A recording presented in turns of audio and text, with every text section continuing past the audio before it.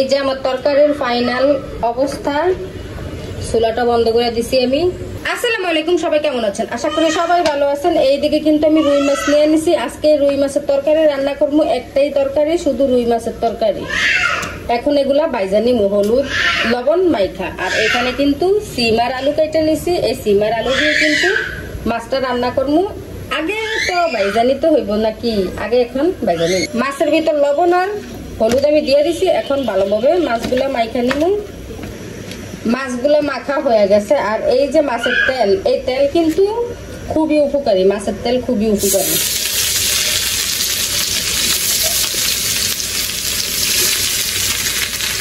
এখন হচ্ছে এই কড়াইতে আমি এই সিম আর আলুগুলো নিয়ে নিব, কারণ এই কড়াইতে আমি তরকারিটা রান্না করব। সেজন্য এই কড়াইতে সিম আর আলু নিয়ে নিলাম। কড়াই দেওয়া লাগবে না, এগুলো তো হলুদ আর লবণ, এটা সমস্যা নেই। আর এইখানে কিন্তু রসুন বাটা, আদা বাটাও আছে, আদার পরিমাণটা কম, রসুনটাই বেশি। এখান থেকে আমি তরকারিতে দিই, সেই জন্য ফ্রিজ থেকে নামিয়ে রাখছি, এটা ফ্রিজে ছিল। আর এই যে পেস্ট কেটে নিছি, ওইখানে মাছ ভাজা হইতাছে। এইদিকে কিন্তু মাছটা আমার ভাজা হয়ে গেছে। এখন আমি মাছগুলো নামিয়ে নিব। আর এই যে তেলটা আছে না, এই তেলটা দিয়ে কিন্তু তরকারিটা বসিয়ে দিব। এই যে মাছ নামিয়ে নিছি, আর এই মাছের তেলটা কিন্তু এই দেখেন, এই যে কড়াইতে দিয়ে দিচ্ছি। আর একটু তেল অবশ্য লাগবো, আর একটু বোতল থেকে এখন দিয়ে দিই।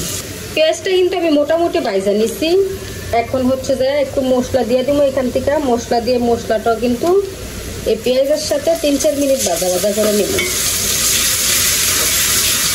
আর এখানে হচ্ছে যে আমি বললামই তো, রসুন বাটাটাই বেশি, আদা বাটা কিন্তু অল্প পরিমাণে আছে।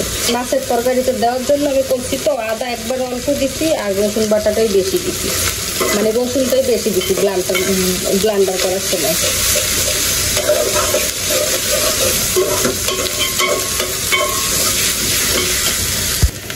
এই জায়গায় মশলাটা কিন্তু আমি তেলে ভাজা নিয়েছি ভালোভাবে। এখন দেখেন এই যে লাগা যেতেছে সাইডটা, এই যে দেখেন কড়াইতে লাগা যাইতেছে।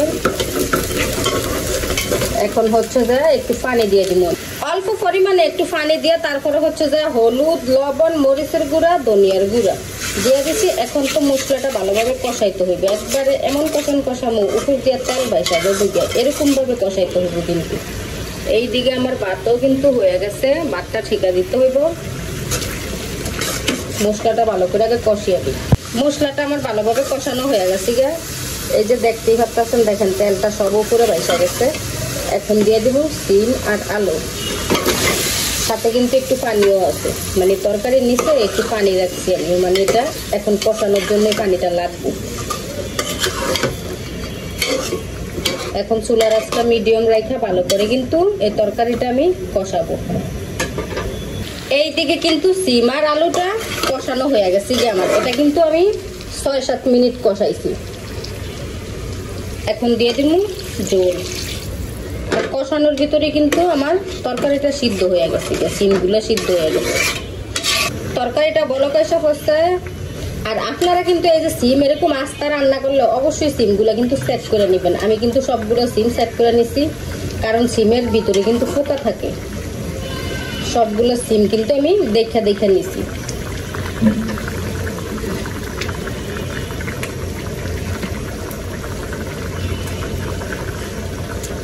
মাঝখান দিয়ে কাইটেও রান্না করি, আজকে আস্তে আস্তে দিলাম, তো বড় বড় থাকুক সিমগুলো, দেখতে একটু সুন্দর লাগবে, সেই জন্য মাছ দিয়ে দিছি। দইনা পাতা থাকলে কিন্তু তরকারিটা বেশি মজা হইতো। দইনা পাতা অবশ্য নাই এখন আমার কাছে, কারণ বাজারে যায় না 2-3 দিন, দইনা পাতাও আনা হয় না। আগে ছিল, ওগুলাই কিন্তু গতকালকে দিয়ে লাইছে, আজকে আর নাই। এখন আমি ভাজা জিরার গুঁড়াটা উপর দিয়ে দেব। আমি প্রথমে কিন্তু জিরা বাটা দিই না,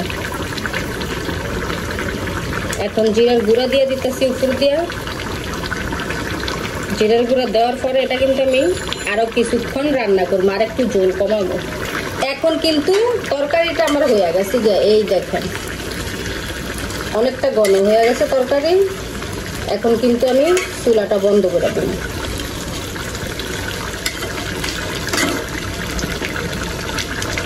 খুব সুন্দর হয়েছে, আর ঘন হয়েছে।